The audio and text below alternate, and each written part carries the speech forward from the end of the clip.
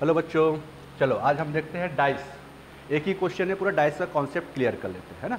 तो जैसा कि आप जानते हैं डाइस डाइस मतलब क्या होता है, पासा। अगर सिंपल शब्दों में इसको अगर डिफाइन करना चाहें तो हम बोल सकते हैं क्या, घन की सबसे छोटी इकाई क्या कहलाती है, डाइस, ठीक है, या स्मॉलेस्ट यूनिट ऑफ क्यूब।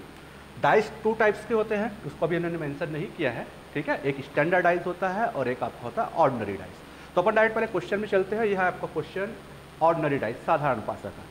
तो ध्यान से देखिएगा, एक ही क्वेश्चन में हम इसको पूरा कॉन्सेप्ट क्लियर करेंगे। तो एक डाइस दिया हुआ आपको तीन प्रारूपों में, जिसको अलग अलग रोटेट करके दिखाया गया है, ठीक है। तीन मेथड होते हैं, तीन मेथड आप कोई से भी दो मेथड फॉलो करके आप इसको इजीली सॉल्व कर सकते हैं, ठीक है। पहला मेथड होता है आपको कौन सा, बेसिक मेथड।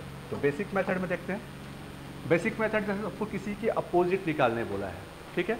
तो आप क्या कीजिए, जो अपोजिट बोला जरूरी नहीं उसी को निकाला, किसी के भी अपोजिट पहले निकाल सकते हैं। तो अपन देखते हैं सबके अपोजिट कैसे निकालते हैं। तो फर्स्ट ऑफ ऑल तो अपन ये देखते हैं कि तीनों डाइस में सबसे ज़्यादा कॉमन नंबर क्या है, ठीक। तो सबसे ज़्यादा कॉमन नंबर आपका क्या है, 3 3 1 2 3 तीनों डाइस पे है। तो सबसे पहले यहाँ पे अपन लिख लेते हैं 3। उसके बाद अगेन जो नंबर बच गए उसको उसके जस्ट बाजू में लिख लीजिए, 3 के बाद 1 2 4 5 एंड 6, ठीक है, क्योंकि 3 तो हम लोग पहले लिख चुके हैं। अब इसी से एलिमिनेट करते हैं ना, इसको बेसिक मेथड भी बोल सकते हो, एलिमिनेशन मेथड भी बोल सकते हो। अब देखो करना क्या है, एक डाइस में देखिए यहाँ पे 3 है।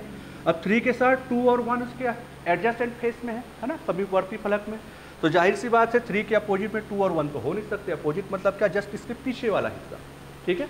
तो अपन देखते हैं 3 के साथ जब 2 और 1 एक साथ हैं तो उसके अपोजिट नहीं हो सकते, इसलिए यहाँ से 1 कैंसिल हो गया, 2 भी कैंसिल हो गया, ठीक है। अगले डाइस में देखो, इसके साथ 3 के साथ क्या क्या जुड़ा है, 1 एंड 5। तो 1 तो ऑलरेडी आपका कैंसिल हो चुका है, तो यहाँ से आपका 5 भी कैंसिल हो गया, ठीक। फिर अगले डाइस पे चलते हैं, इसमें देखो 3 के साथ 4 और 2 भी जुड़ा हुआ है, तो 4 और 2 तो ऑलरेडी कट चुका है, यहाँ से 4 भी क्या हो गया, कट गया। बचा क्या आपके लिए, 3 के साथ साथ 3 के अपोजिट क्या बचेगा, 6। तो यहाँ से आपकी वैल्यू क्या आ गया, 3 की अपोजिट 6 आ गया। अब सेम स्टेप एक बार फिर से दोहराना है दूसरे नंबर को लेके, अपना 3 और 6 के अपोजिट तो मिल गया। अब अगले नंबर की ओर चलते हैं, है ना। फिर से वही काम करना है जो आपको कॉमन दिख रहा है। सपोज मेरे को 2 कॉमन दिख रहा है, तो मैं 2 को ले लेता हूँ। अब 1 4 एंड 5, क्योंकि 3 और 6 तो ऑलरेडी निकल चुका है ना, तो उसको अगेन दोबारा नहीं लेंगे। अब इसमें देखते हैं, अब 2 के साथ क्या क्या जुड़ा हुआ है। तो 2 के साथ देखो यहाँ से 1 और 3 तो निकल चुका है, तो यहाँ से 1 भी कैंसिल हो गया, ठीक। लास्ट वाले डाइस में आते हैं, 2 के साथ 4 एंड 3 जुड़ा हुआ है, तो 3 निकल चुका है, तो यहाँ से 4 साथ में, तो 4 भी अपोजिट नहीं होगा, इसलिए वो भी कट गया। तो बचा क्या यहाँ से 2 और 5, तो 2 की अपोजिट आपको मिल गया यहाँ से 5। अब केवल 2 नंबर बाकी है जो एक दूसरे के अपोजिट हो गए। आप सभी जानते हैं डाइस में केवल 6 ही नंबर हो सकते हैं, है ना। तो 3 के अपोजिट 6, 2 के अपोजिट 5, अब जो बचा है तो 1 के अपोजिट क्या हो जाएगा, 4। ये हो गया एक बेसिक मेथड, ठीक। अब अपन आते हैं एक कॉमन मेथड। कॉमन मेथड पहले देखते हैं, जगह स्पेस कम तो यहाँ पे लिखिए, ठीक है। तो कॉमन मेथड में क्या होता है, व्हेन 2 नंबर आर कॉमन, जब दो संख्याएं क्या हो, डाइस पे कॉमन हो। तो पहले तो देख लेते हैं किसमें 2 नंबर कॉमन है। देखो तो डाइस 1 में देखो 2 और 1 कॉमन दिख रहा है, डाइस 2 में 1 और 3 है ना। तो डाइस 1 में भी देख लो 1 3 कॉमन है, यहाँ भी 1 3 कॉमन है। तो अपन पहले फर्स्ट एंड सेकंड को लेकर चलते हैं। तो डाइस 1 और डाइस 2, छोटा सा डायग्राम बना देते हैं समझाने के लिए, एग्जाम में आपको नहीं बनाना है।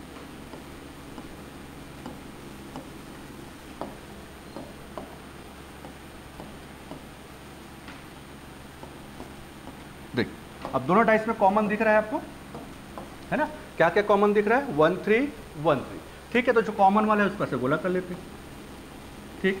अब जो नंबर बच गया, क्या क्या नंबर बचा अपने पास, 2 और 5, तो यहाँ से आपके हो जाएगा 2 की अपोजिट 5, ये अपोजिट निकल गया, क्लियर। और डाइस में देखिए और किसमें क्या क्या कॉमन दिख रहा है। सपोज फर्स्ट एंड थर्ड में देखते हैं, फर्स्ट एंड थर्ड में आपका 2 3 कॉमन है, यहाँ भी 2 3 कॉमन, तो फर्स्ट एंड थर्ड को भी लेते हैं। यहाँ पे एक और डायग्राम बना लेते हैं, आपको एग्जाम पे नहीं बनाना है, आपको डायरेक्ट सॉल्व करना है। फर्स्ट एंड थर्ड, तो फर्स्ट में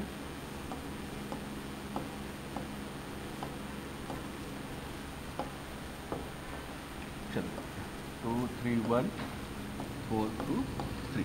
अब इस पे देखिएगा क्या क्या नंबर आपको कॉमन मिल रहा है। तो यहाँ से आपको 2 कॉमन मिल रहा है, यहाँ भी 2 है, यहाँ भी 3 है, यहाँ भी 3 है। जो नंबर बच गया वो एक दूसरे के अपोजिट, तो 4 के अपोजिट यहाँ से क्या मिल गया, 1 मिल गया। अब फिर से केवल 2 ही नंबर बाकी है, कौन कौन सा, 4 नंबर तो निकल गए, तो 2 ही नंबर बाकी। तो 3 के अपोजिट क्या बाकी है, 6, ये भी मेथड से निकल गया, ठीक है। एक मेथड और होता है क्या, रोटेशन मेथड। आपको जनरली दो ही मेथड फॉलो करना है, कॉमन मेथड और रोटेशन मेथड, तो आपका आंसर एक बार में इजिली आ जाएगा।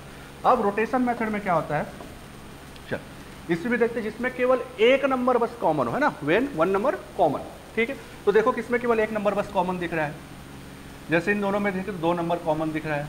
सेकंड और थर्ड में देखेंगे तो हमको केवल 3 बस कॉमन दिख रहा है, तो अपन सेकंड एंड थर्ड को लेके चलते हैं। फिर एक डायग्राम बना लेते हैं यहाँ से रफली,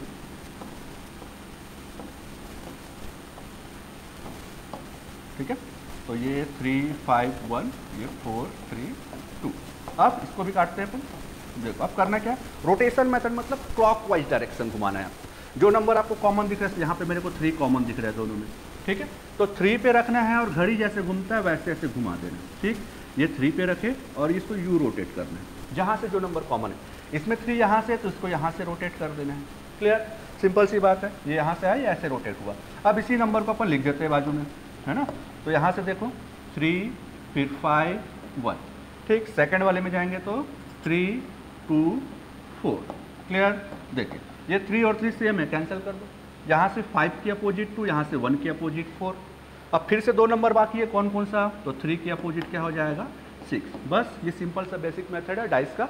आगे और भी अपन वीडियो इसको बनाते रहेंगे, तब तक के लिए थैंक यू।